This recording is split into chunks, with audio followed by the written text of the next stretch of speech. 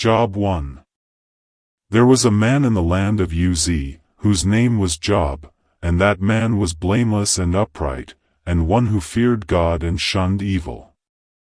And 7 sons and 3 daughters were born to him. Also, his possessions were 7,000 sheep, 3,000 camels, 500 yoke of oxen, 500 female donkeys, and a very large household, so that this man was the greatest of all the people of the East. And his sons would go and feast in their houses, each on his appointed day, and would send and invite their 3 sisters to eat and drink with them. So it was, when the days of feasting had run their course, that Job would send and sanctify them, and he would rise early in the morning and offer burnt offerings according to the number of them all. For Job said, "It may be that my sons have sinned and cursed God in their hearts." Thus Job did regularly. Now there was a day when the sons of God came to present themselves before the Lord, and Satan also came among them. And the Lord said to Satan, "From where do you come?" So Satan answered the Lord and said, "From going to and fro on the earth, and from walking back and forth on it." Then the Lord said to Satan, "Have you considered my servant Job, that there is none like him on the earth, a blameless and upright man, one who fears God and shuns evil?" So Satan answered the Lord and said, "Does Job fear God for nothing? Have you not made a hedge around him, around his household, and around all that he has on every side? You have blessed the work of his hands, and his possessions have increased in the land. But now, stretch out your hand and touch all that he has, and he will surely curse you to your face." And the Lord said to Satan, "Behold, all that he has is in your power, only do not lay a hand on his person." So Satan went out from the presence of the Lord. Now there was a day when his sons and daughters were eating and drinking wine in their oldest brother's house, and a messenger came to Job and said, "The oxen were plowing and the donkeys feeding beside them, when the Sabaeans raided them and took them away. Indeed they have killed the servants with the edge of the sword, and I alone have escaped to tell you." While he was still speaking, another also came and said, "The fire of God fell from heaven and burned up the sheep and the servants, and consumed them, and I alone have escaped to tell you." While he was still speaking, another also came and said, "The Chaldeans formed 3 bands, raided the camels and took them away, yes, and killed the servants with the edge of the sword, and I alone have escaped to tell you." While he was still speaking, another also came and said, "Your sons and daughters were eating and drinking wine in their oldest brother's house, and suddenly a great wind came from across the wilderness and struck the 4 corners of the house, and it fell on the young people, and they are dead, and I alone have escaped to tell you." Then Job arose, tore his robe, and shaved his head, and he fell to the ground and worshipped. And he said, "Naked I came from my mother's womb, and naked shall I return there. The Lord gave, and the Lord has taken away. Blessed be the name of the Lord." In all this Job did not sin nor charge God with wrong. Job 2. Again there was a day when the sons of God came to present themselves before the Lord, and Satan came also among them to present himself before the Lord. And the Lord said to Satan, "From where do you come?" Satan answered the Lord and said, "From going to and fro on the earth, and from walking back and forth on it." Then the Lord said to Satan, "Have you considered my servant Job, that there is none like him on the earth, a blameless and upright man, one who fears God and shuns evil? And still he holds fast to his integrity, although you incited me against him, to destroy him without cause." So Satan answered the Lord and said, "Skin for skin. Yes, all that a man has he will give for his life. But stretch out your hand now, and touch his bone and his flesh, and he will surely curse you to your face. And the Lord said to Satan, Behold, he is in your hand, but spare his life. So Satan went out from the presence of the Lord, and struck Job with painful boils from the sole of his foot to the crown of his head. And he took for himself a potsherd with which to scrape himself while he sat in the midst of the ashes. Then his wife said to him, Do you still hold fast to your integrity? Curse God and die. But he said to her, You speak as one of the foolish women speaks. Shall we indeed accept good from God, and shall we not accept adversity? In all this Job did not sin with his lips. Now when Job's 3 friends heard of all this adversity that had come upon him, each one came from his own place, Eliphaz the Temanite, Bildad the Shuhite, and Zophar the Naamathite. For they had made an appointment together to come and mourn with him, and to comfort him. And when they raised their eyes from afar, and did not recognize him, they lifted their voices and wept, and each one tore his robe and sprinkled dust on his head toward heaven. So they sat down with him on the ground 7 days and 7 nights, and no one spoke a word to him, for they saw that his grief was very great. Job 3. After this, Job opened his mouth and cursed the day of his birth. He said, May the day of my birth perish. And the night that said, A boy is conceived. That day, may it turn to darkness. May God above not care about it. May no light shine on it. May gloom and utter darkness claim it once more. May a cloud settle over it. May blackness overwhelm it. That night, may thick darkness seize it. May it not be included among the days of the year, nor be entered in any of the months. May that night be barren. May no shout of joy be heard in it.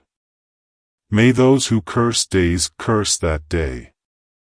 Those who are ready to rouse Leviathan. May its morning stars become dark. May it wait for daylight in vain, and not see the first rays of dawn. For it did not shut the doors of the womb on me, to hide trouble from my eyes. Why did I not perish at birth, and die as I came from the womb? Why were there knees to receive me, and breasts that I might be nursed? For now I would be lying down in peace.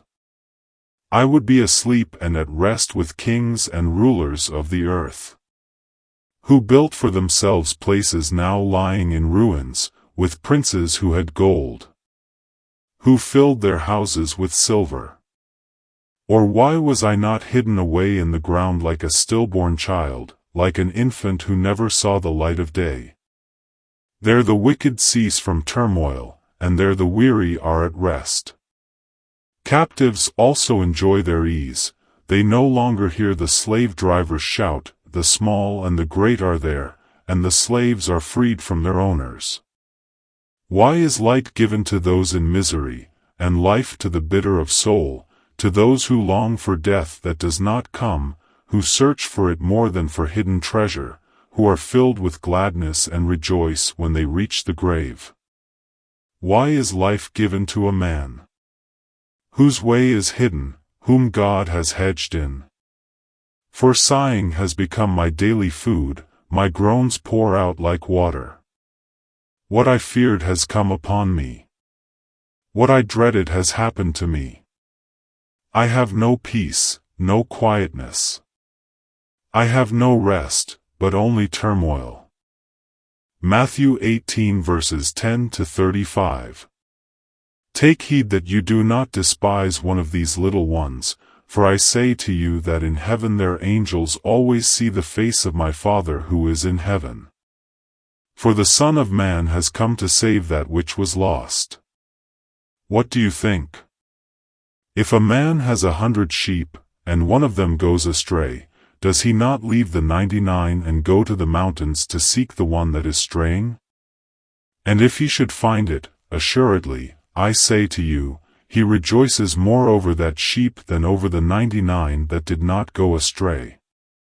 Even so it is not the will of your Father who is in heaven that one of these little ones should perish. Moreover, if your brother sins against you, go and tell him his fault between you and him alone. If he hears you, you have gained your brother.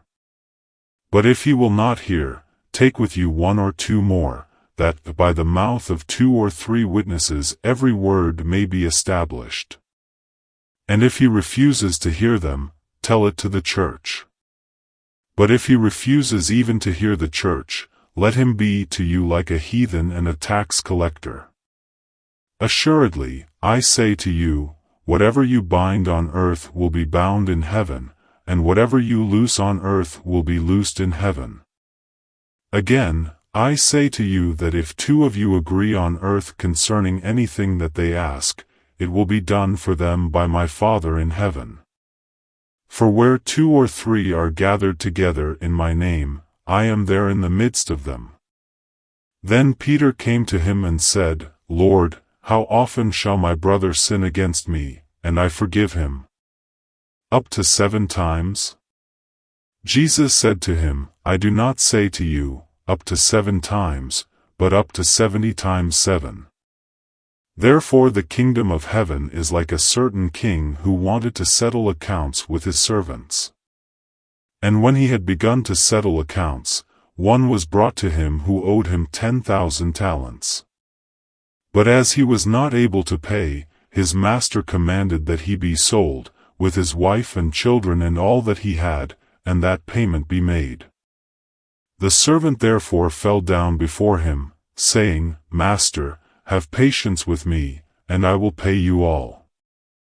Then the master of that servant was moved with compassion, released him, and forgave him the debt. But that servant went out and found one of his fellow servants who owed him 100 denarii, and he laid hands on him and took him by the throat, saying, Pay me what you owe.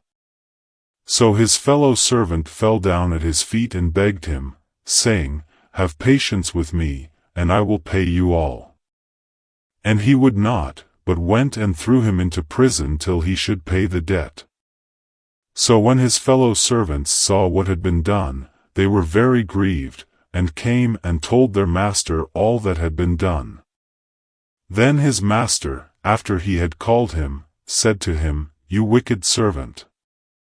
I forgave you all that debt because you begged me. Should you not also have had compassion on your fellow servant, just as I had pity on you? And his master was angry, and delivered him to the torturers until he should pay all that was due to him. So my heavenly Father also will do to you if each of you, from his heart, does not forgive his brother his trespasses. Psalm 16 verses 1 to 11. Preserve me, O God, for in you I put my trust. O my soul, you have said to the Lord, You are my Lord. My goodness is nothing apart from you. As for the saints who are on the earth, they are the excellent ones, in whom is all my delight. Their sorrows shall be multiplied who hasten after another god. Their drink offerings of blood I will not offer, nor take up their names on my lips. O Lord, you are the portion of my inheritance and my cup, you maintain my lot. The lines have fallen to me in pleasant places. Yes, I have a good inheritance. I will bless the Lord who has given me counsel. My heart also instructs me in the night seasons. I have set the Lord always before me. Because he is at my right hand I shall not be moved. Therefore my heart is glad, and my glory rejoices. My flesh also will rest in hope. For you will not leave my soul in Sheol, nor will you allow your Holy One to see corruption. You will show me the path of life, in your presence is fullness of joy. At your right hand are pleasures forevermore.